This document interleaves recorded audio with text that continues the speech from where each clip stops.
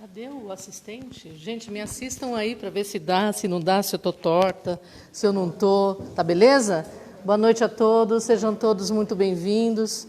Que a luz de Jesus nos envolva, que nós possamos ter uma noite muito abençoada, de muita harmonia, de muita luz, de muita paz, que a gente possa alimentar o nosso espírito, porque nós precisamos desse alimento espiritual, a gente precisa dessa luz interior para que a gente possa ir começando a trilhar um novo caminho, né? Para que a gente não se perca aí, muitas vezes, nos labirintos da existência. E hoje a gente vai falar de um tema que eu particularmente gosto muito. Falo que o palestrante escolhe o tema primeiro para ele, né? Primeiro o tema que é importante para ele. E aí a gente vai desenvolvendo os estudos, as pesquisas de acordo com aquilo que a gente acredita que seja útil também para todo mundo. E hoje o tema é Espiritismo e Saúde, né? Poxa vida, o que uma coisa tem a ver com a outra?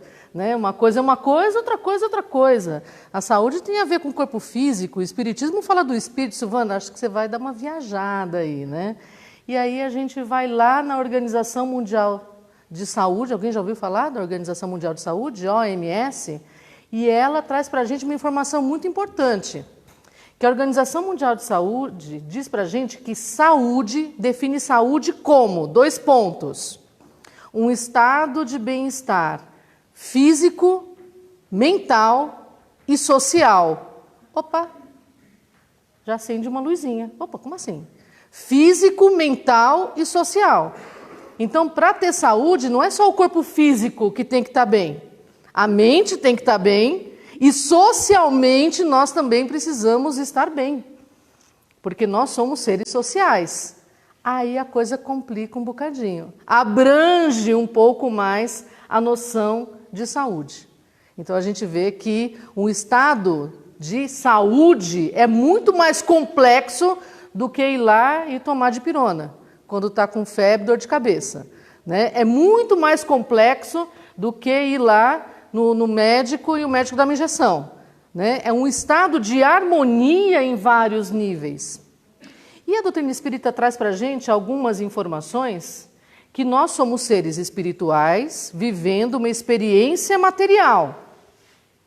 Isso é claro, gente? Porque a gente chega e fala assim, o meu espírito e o meu corpo. Para tudo nesse instante, vamos começar a definir. O meu corpo, eu estou fazendo uso desse recurso, eu sou um ser espiritual, preciso desse corpo físico para que eu possa me movimentar nesse mundo que é o mundo físico. Mas o espírito sou eu, não é o meu espírito. A gente tem a mania de diferenciar. O meu espírito acha isso. Eu acho que é uma coisa do meu espírito. Não, é uma coisa minha.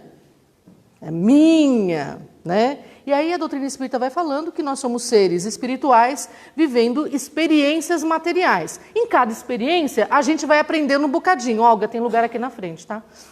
Né? Nós vamos desenvolvendo habilidades. A gente vai desenvolvendo competências, nós vamos desenvolvendo os nossos talentos. Porém, nós ainda estamos em processo. Nós não estamos prontos no nosso aprendizado completo. Aí o que acontece? A gente se equivoca.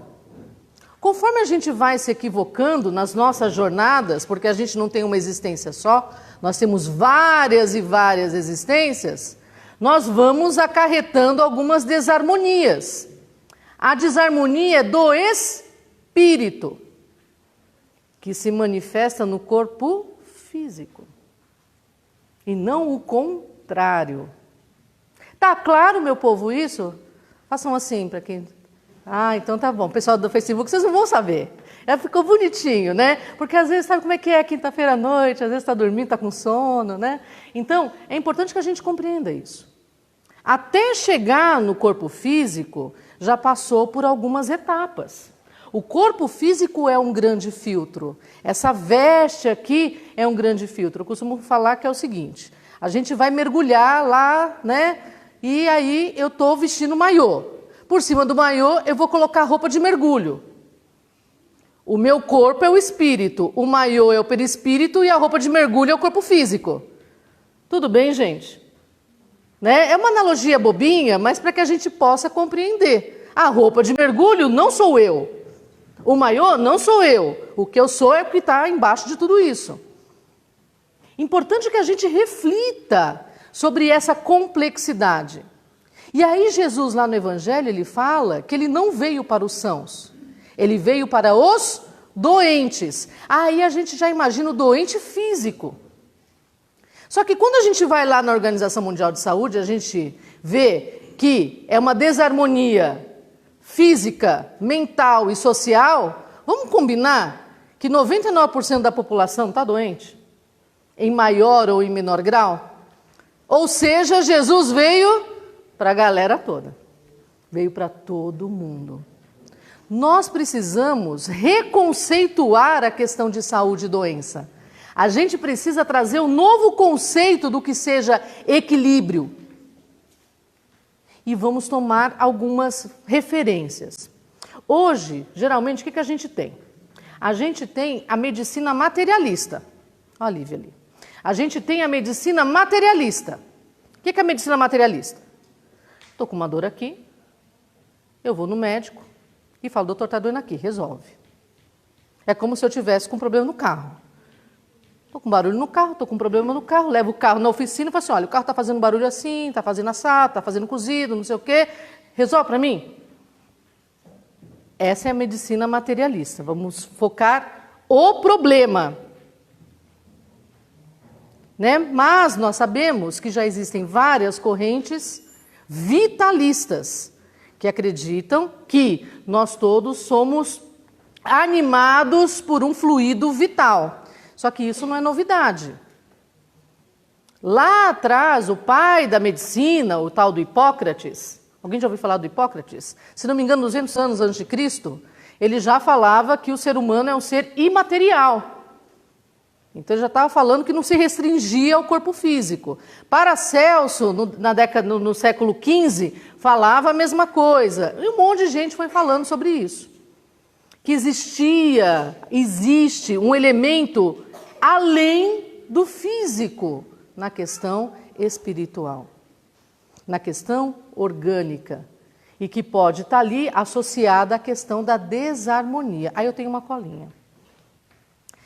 A doença, né, nesse paradigma materialista, o que é paradigma? Né? É um conceito. Com base nesse conceito, a gente vai formulando os nossos pensamentos. A doença é um problema. Né? E a gente não está aqui desmerecendo a medicina tradicional, muito pelo contrário. Ela é extremamente útil, extremamente necessária.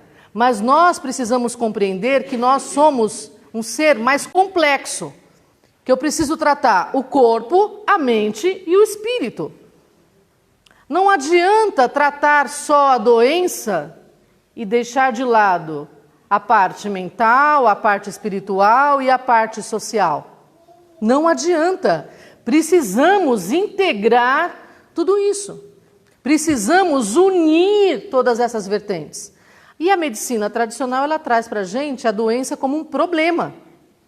E aí é um combate, né? O que é? Antitérmico, não é uma coisa contrária, né?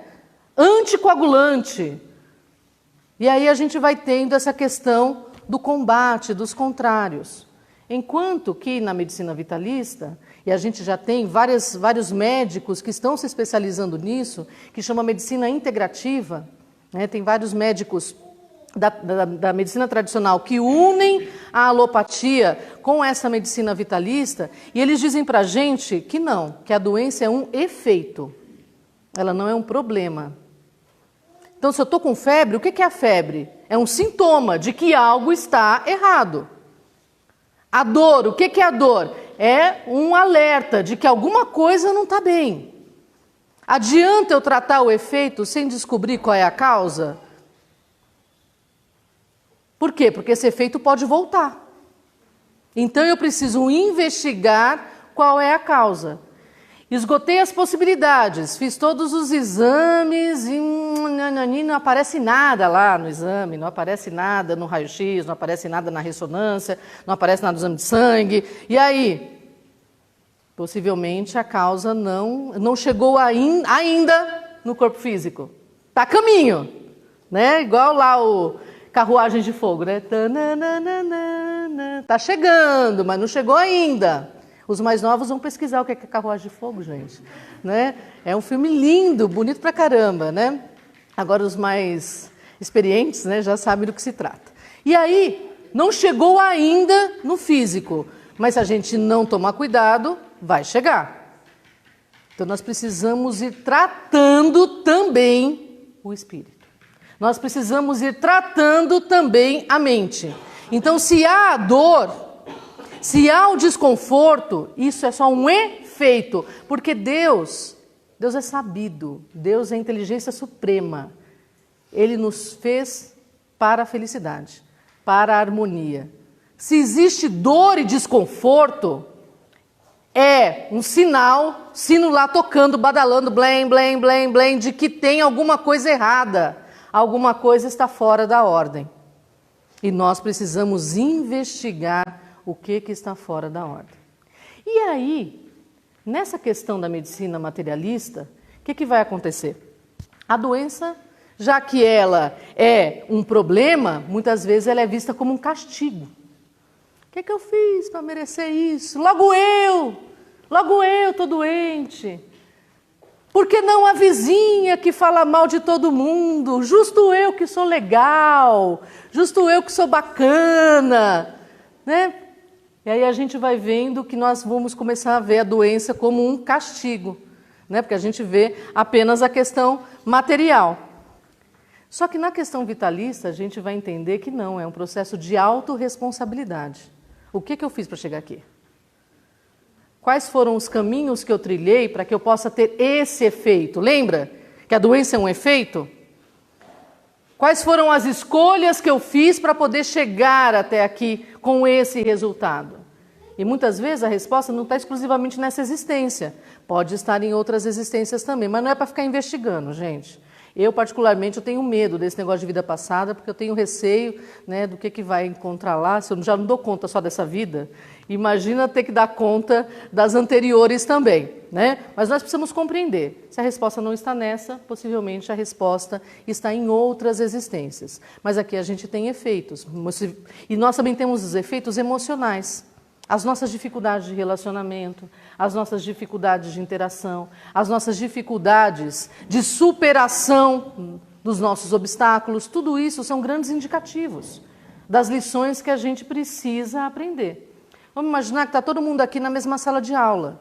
Alguns não têm dificuldade com português, outros têm com matemática, outros têm com história, outros têm com geografia. É assim mesmo. Não é? É a mesma coisa quando Jesus fala das tentações. Né? Muitas vezes o que me tenta não é o que tenta o Flávio.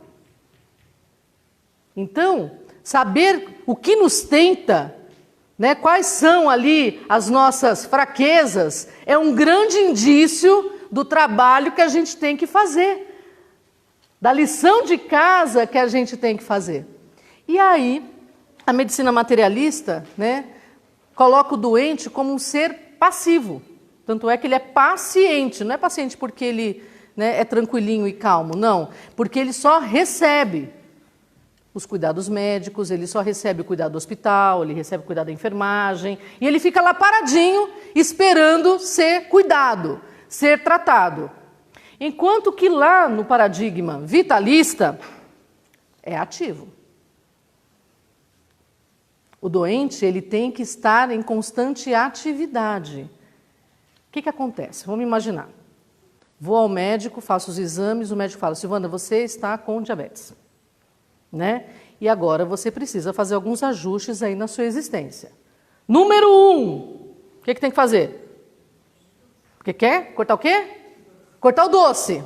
Ô, dureza, né? Cortar doce. Não dá. Ótimo. Aí eu falo, ok. Né? Aí eu vou para casa com aquilo na cabeça e tal. Ele dá tudo bonitinho que eu tenho que fazer. Aí eu chego.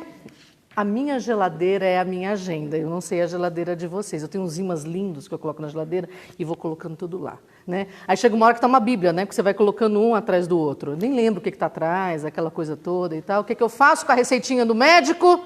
Coloco na geladeira. O que eu vou fazer? Eu só vou olhar daqui 30 dias, quando eu lembro que eu tenho retorno com o médico. E aí? Adianta? O médico vai fazer a dieta por mim? O médico vai parar de comer doce por mim? Não, eu preciso realizar determinadas ações para que eu possa ter os resultados esperados.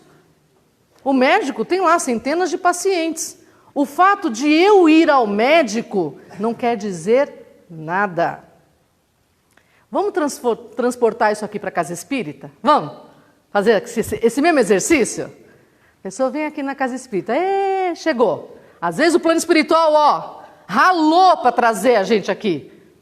Meses, anos para trazer a gente aqui. Assiste a palestra, né? Bacana. Aí vai fazer a entrevista, show de bola, né? Recebe o resultado, arrasou com o resultado, vem aquela psicografia linda e tal. E aí tem 3 meses de tratamento para fazer. O livro está lá com a nossa fichinha. E a fichinha fica 3 meses lá, 4 meses lá, 5 meses lá. Aí a gente lembra, então, o negócio está feio, né? Deixa eu voltar lá no centro. E a gente faz todo esse processo novamente. Vou fazer o tratamento, a gente decide fazer. Agora, dessa vez vai. Agora vai, vou fazer bonitinho o tratamento. Maravilha. O Flávio até comentou isso na terça-feira. Aí a gente recebe a fichinha. A gente mandou fazer um carimbo na ficha. Vocês já repararam que tem um carimbo na ficha? O pessoal chegou a reparar. Quem reparou que tem um carimbo na nossa ficha? O pessoal da internet tem um carimbo na nossa ficha.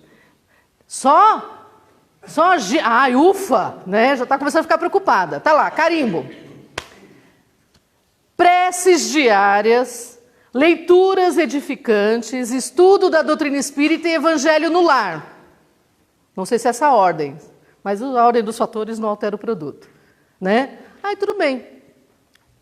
Eu venho aqui uma vez por semana, mas não faço nada disso. E diabetes não baixa, os problemas não resolvem, as coisas não mudam. É a mesma coisa, pessoal. É esse processo de autorresponsabilidade que a medicina vitalista traz para a gente, que a medicina integrativa traz para a gente. O fato de ir ao médico não cura a doença.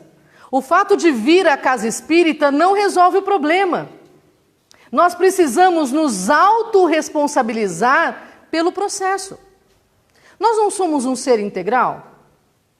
Espírito, corpo físico, né? O corpo mental, vários corpos. Para o corpo físico, a gente tem a medicina alopática. Para o perispírito, a gente tem a fluidificação, passe, água fluidificada. E para o espírito, o que a gente tem? Alguém arrisca? O que a gente tem para o espírito? O que a gente tem? Começa com E e termina com o evangelho. É o evangelho. Para o espírito é o evangelho. Não tem outro meio. Não tem outro remédio. Não tem outro medicamento para o espírito que não seja o evangelho. Mas é para andar só com o evangelho abraçadinho, assim, dormir com o evangelho embaixo do travesseiro? Fazer o evangelho uma vez por semana em casa? Não. É prática do evangelho. O que está falando ali no evangelho para a gente fazer? Jesus fala para a gente fazer o quê? Para a gente se conhecer? Ter autoconhecimento. Jesus fala disso direto. Vocês podem fazer o que eu faço e muito mais. Se vocês tiverem fé do tamanho de um grão de mostarda, vocês podem fazer essa montanha sair daqui e ir para ali. Para isso a gente precisa de autoconhecimento. Né? E aí ele vai dando as bronquinhas lá nos discípulos, nos apóstolos, que somos nós, para a gente poder entrar na curva. Então a gente precisa de autoconhecimento. O que mais que a gente precisa? A gente precisa de auto-perdão? Precisa, gente. Erramos? Sim. Vou fingir que eu não errei? Não vou assumir a responsabilidade? Errei sim. Ok. O que eu aprendo com isso que eu fiz de equivocado? Porque eu não sou perfeito. O que eu aprendo com isso? E quais vão ser os recursos que eu vou utilizar para que eu não faça isso novamente? O Evangelho segundo o Espiritismo, ele tem uma lição muito bacana que fala do homem de bem. Procurem lá. Tem lá as características do homem de bem. É muito bacana. Aí, quando a gente lê sem atenção, a gente fala, gente, eu sou péssima, porque eu não consigo fazer nada. Eu não sou nada disso que está escrito ali. Mas ele fala o seguinte no Evangelho. O homem de bem é aquele que se esforça para colocar tudo isso em prática. Não é aquela pessoa que fala, eu sou assim mesmo. Sabe a síndrome de Gabriela? Eu nasci assim. Eu me criei assim. Eu vou morrer assim. Gabriela, né? Não. A gente tem que saber que nós somos seres em processo de evolução. Nós podemos estagnar? Podemos, é uma escolha nossa. Mas vai chegar uma hora que a dor estilhaça envoltórios. Não é isso que André Luiz fala pra gente? Ué, Emmanuel, me ajuda, Reinaldo. É André Luiz mesmo, né? Ufa. Né? André Luiz fala pra gente que a dor estilhaça os envoltórios. O que é isso? Quando dói, a gente começa a ver as coisas de uma outra forma. Na grande maioria das vezes. A gente começa a valorizar as coisas por um outro prisma. Precisa doer para a gente mudar? Não. Mas a gente é cabeça dura. Muitas vezes a gente espera chegar esse processo doloroso para que a gente possa modificar a nossa visão de realidade, modificar a nossa visão de mundo. E Jesus fala de uma outra coisa no Evangelho que nos traz a cura do espírito, que é o alto amor. Jesus fala de conhecimento no Evangelho? Jesus fala de perdão no Evangelho? Jesus fala de amor no Evangelho? Fala. São esses os medicamentos da nossa alma. Nós precisamos conhecer a nós mesmos, perdoar a nós mesmos e amar a nós mesmos. Sem isso, gente, a cura não se processa. Com isso, a transformação ela não acontece. A gente vai tomar dipirona todo dia, porque vai doer todo dia. Porque a alma está doente. A gente vai querer tratar o efeito, mas a gente não vai lá na causa. A torneira está pingando, o copo está enchendo, mas ao invés de trocar lá a borrachinha, eu prefiro só colocar um copo ali embaixo. O copo enche, eu troco, vou fazendo isso, tendo essa vida paliativa. E aí eu vou vivendo uma vida meia boca, sendo que eu poderia viver uma vida muito melhor. Uma vida repleta desse bem-estar. A gente volta lá na Organização Mundial de Saúde, né? Fala pra gente.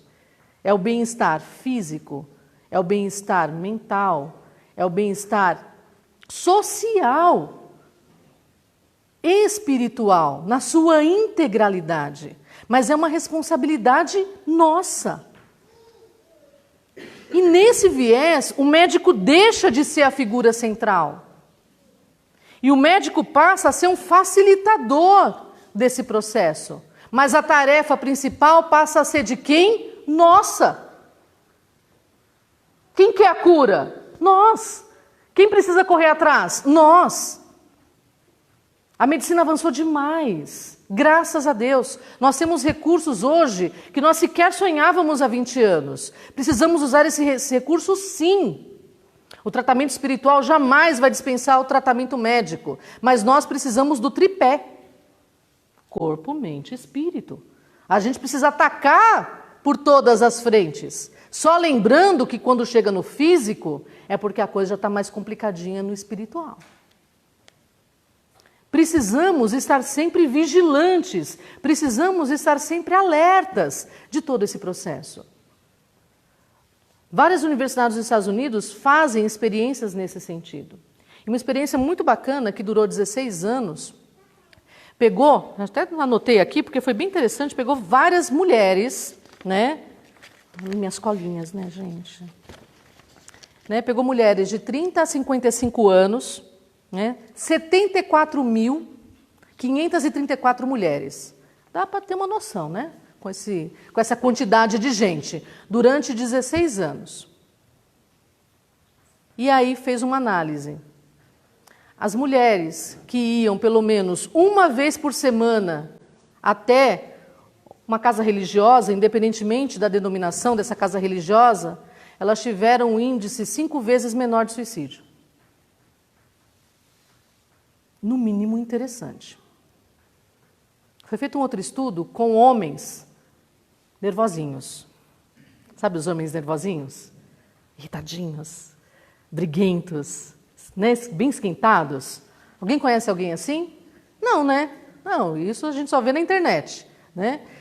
Esses homens que são irritadinhos, nervosinhos, eles têm uma chance 20% maior de morrer antes dos 70 anos. Um olhando para o outro, né? Tá, um olhando para o outro. É uma informação interessante, né? Então, essa mesma pesquisa fez uma análise, né, dessas 74 mil mulheres, e aí, depois desses 16 anos, aquelas que iam pelo menos uma vez por semana até uma casa religiosa, tiveram um percentual 33% menor de óbito, por qualquer natureza. Coração, câncer, AVC, o que quer que seja. Então, gente, frequentar uma casa religiosa, no mínimo, vai fazer a gente viver um bocadinho mais. Só nisso a gente já está no lucro. E quando nós fazemos um pouco mais, nós fazemos as nossas preces, as nossas orações com dedicação. Ela falou bastante da prece também na terça-feira, né? Quem quiser, gente, as nossas palestras ficam todas ali na timeline da nossa Casa Espírita, Luz, Caridade e Ramatiz. Vocês podem assistir, compartilhar com seus amigos, é bem bacana, né? E aí, a prece, ela faz com que os nossos níveis de adrenalina diminuam. É verdade. Os nossos níveis de adrenalina, eles vão diminuindo. Vai aumentar o nosso nível dos hormônios do bem-estar. Diminui a insônia. Olha que beleza. Né? Às vezes a gente não consegue dormir. Faz uma prece, faz uma oração. Né? O que mais vai acontecer? Melhora o otimismo, aumenta o bem-estar, diminui a pressão arterial, melhora o metabolismo do açúcar. Prece. E isso é comprovado cientificamente. E não precisa ser aquela prece longa, a prece espontânea, aquela que vem do fundo do coração. Aquele papo íntimo que a gente tem. Vai trazendo benefícios. E quando nós temos esse processo religioso, quando nós temos as nossas preces diárias, nós aderimos muito melhor ao tratamento médico. A eficácia do tratamento médico é muito maior. As nossas chances de sucesso, de melhoria, são muito maiores e melhores. A pessoa que tem uma religiosidade, ela adere ao tratamento médico, ela não fica revoltada. Ah, é isso que tem para hoje? Vamos embora. Vamos fazer o que precisa ser feito. E a vida segue. Então vamos fazer essa reflexão. Às vezes o corpo físico está ok, amém, Jesus, graças a Deus. Então vamos cuidar da outra parte, para que o corpo físico não adoeça. Para que não precise chegar no corpo físico, esse grande filtro, esse grande colaborador do nosso processo evolutivo. Mas se já chegou no corpo físico, vamos atacar todas as frentes. E vamos fazer o que precisa ser feito. Ninguém vai fazer isso por nós. Nós vamos receber todo o amparo, gente. Toda a ajuda necessária. Mas quem vai dar os passos seremos nós. E que nesse processo, a gente nunca acredite que estamos sozinhos. Nós temos uma rede de apoio, uma rede de proteção. Tanto encarnados quanto desencarnados. Que a gente possa acreditar nisso. Que a gente possa colocar em prática todos esses elementos, para que a gente possa ter uma vida integral, para que a gente possa ter uma vida mais saudável, fisicamente, mentalmente, espiritualmente e socialmente. Sermos saudáveis também socialmente. Ainda mais nesses momentos turbulentos que nós vivemos. Nós precisamos ter saúde social, equilíbrio mental, para que a gente possa colaborar uns com os outros, estendendo as mãos uns aos outros. Que Jesus possa nos fortalecer, nos trazendo muita luz, muita harmonia, muita paz. E Deus abençoe a todos.